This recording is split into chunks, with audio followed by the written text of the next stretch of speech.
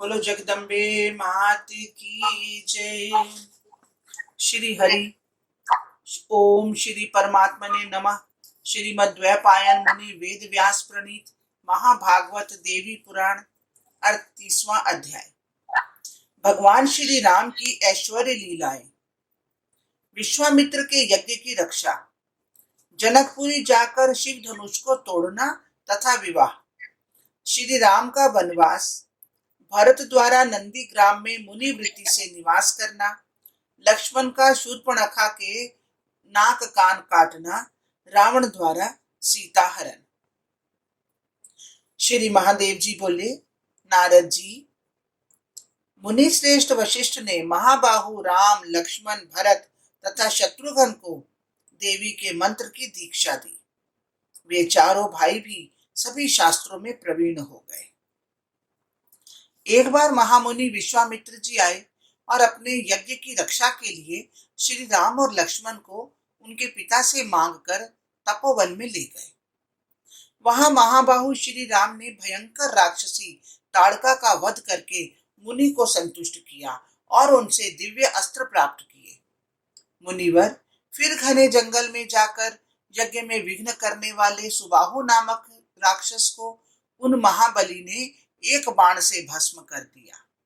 दूसरे बाण से युद्ध के लिए उन्मत्त मारीच नामक राक्षस को अपने बाहुबल से उत्साहित भगवान राम ने समुद्र में फेंक दिया। तब मुनिवर विश्वामित्र के साथ रघुनंदन राम मिथिला नगरी को गए और मार्ग में ब्रह्मा की पुत्री अहिल्या का शीघ्र ही उद्धार किया। महामुने, तब जनकपुरी में जाकर महाबली श्री राम ने भगवान शिव का अत्यंत कठोर धनुष तोड़ा। तब राजा जनक संतुष्ट हुए और उन्होंने वयोवृद्ध राजा दशरथ को पुत्रों सहित अपने नगर में सम्मान पूर्वक बुलाया। महान उत्सव सहित उनके चारों पुत्रों को अपनी 4 कन्याएं समर्पित कर दी। मुनिवर, उन्होंने श्री राम को सीता, लक्ष्मण को उर्मिला, भरत को मांडवी और शत्रुघ्न को श्रुतकीर्ति नामक सुमुखी कन्याएं प्रदान की। उनमें सीता यज्ञ भूमि के शोधन में प्राप्त हुई थी। उर्मिला उनकी औरस पुत्री थी और अन्य 2 मांडवी और श्रुतकीर्ति उनके भाई की कन्याएं थी। महामती नारद जी विवाहोपरांत अपनी पत्नियों सहित चारों भाई अपने पिता दशरथ जी के साथ शीघ्र ही अयोध्या नगरी को चले।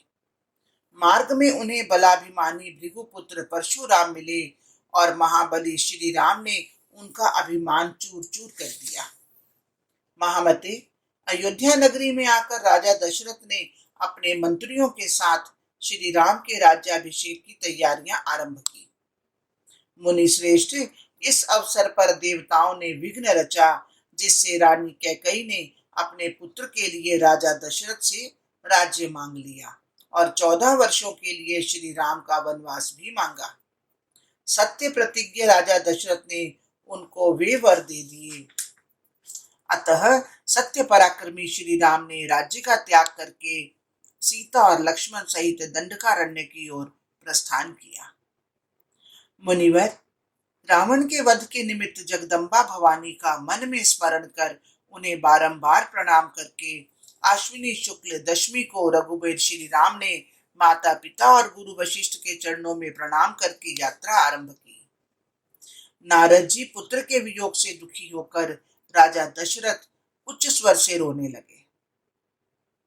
मंत्री सुमंत्र के साथ रथ में बैठकर श्री राम अपने छोटे भाई लक्ष्मण और सीता को साथ लेकर अयोध्या नगरी से बाहर निकले। शोक से व्याकुल प्रजाजन उनके पीछे पीछे निकल पड़े। बुद्धिमान राम पुरजनों को छोड़कर श्रृंगवेरपुर आए और मंत्री सुमंत्र को रथ के साथ वापस भेज दिया।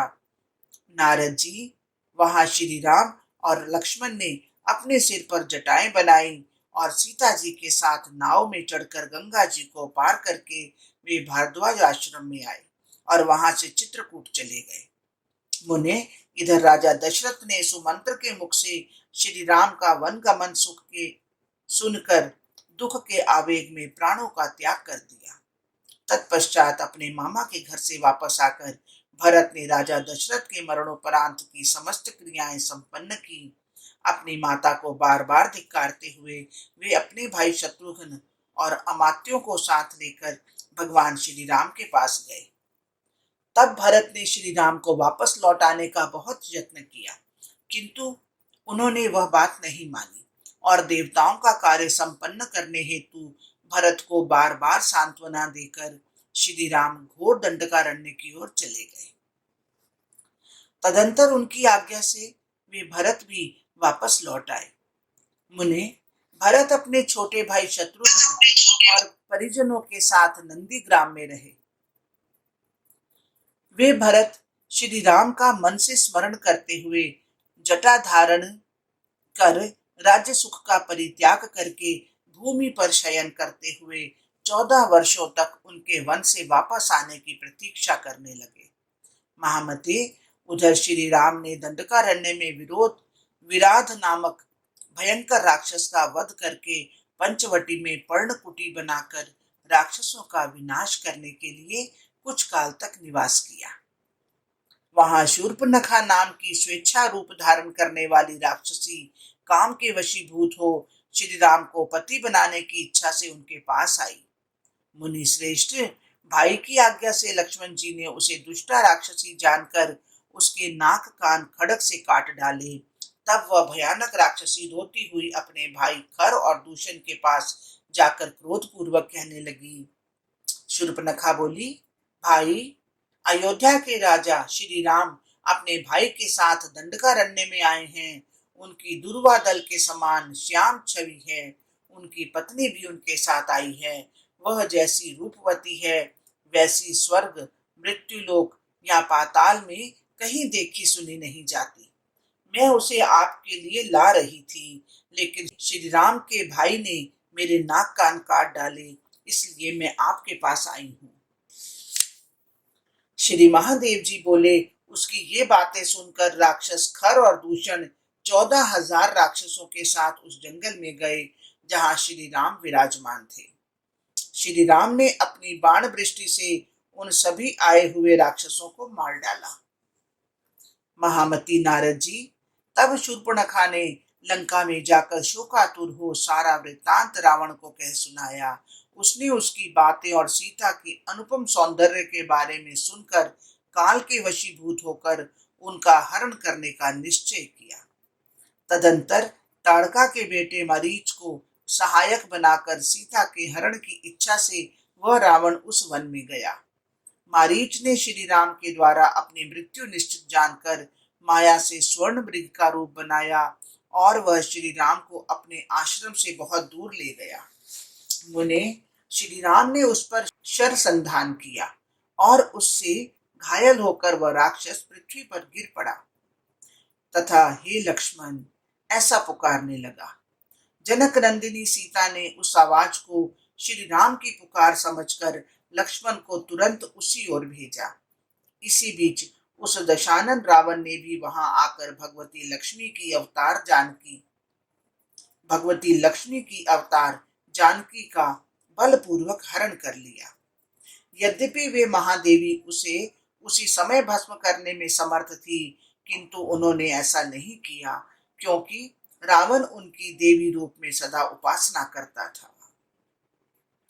पक्षी श्रेष्ठ जटायु ने राक्षस द्वारा हरण कर ले जाई जाती हुई उन सीता को बचाने के लिए दुष्ट रावण के साथ युद्ध किया। देवर्षि श्रेष्ठ राक्षस श्रेष्ठ रावण ने बलपूर्वक उसके दोनों पंख काट डाले और वह सीता को लेकर रात्रि में लंका को चला गया। उसने भगवती सीता को सुंदर अशोक वाटिका में रखा। जलती हुई अग्नि के समान तेजस्विनी उस सती पर बल प्रयोग करने में वह समर्थ नहीं हुआ। इसके पश्चात अपनी स्थिति से रावण के लिए कल्याणकारिणी लंकेश्वरी देवी ने लंका से अंतर्धान होने का मन बना लिया। हरिओम तत्सत, हरिओम तत्सत। इस प्रकार श्री महाभागवत महापुराण के अंतर्गत श्री महादेव नारद संवाद में श्री जानकी हरण नामक 38वां अध्याय पूर्ण हुआ।